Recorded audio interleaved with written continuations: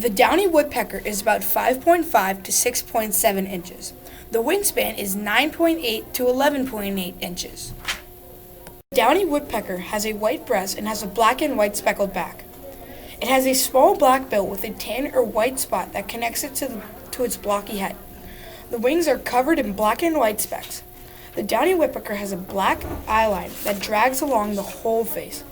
It has a completely black tail. The male of the species has a little red spot on the back of his head. I have this red spot, as you can see.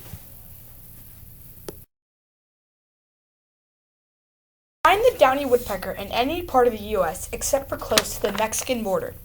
They are also found in Canada. They stay in all these places year-round.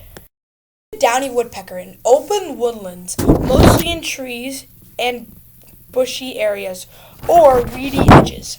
These birds are also commonly found on feeders. Downy woodpeckers eat beetles, larvae, and ants. They find and eat these animals in the trunk of dead trees and or living trees.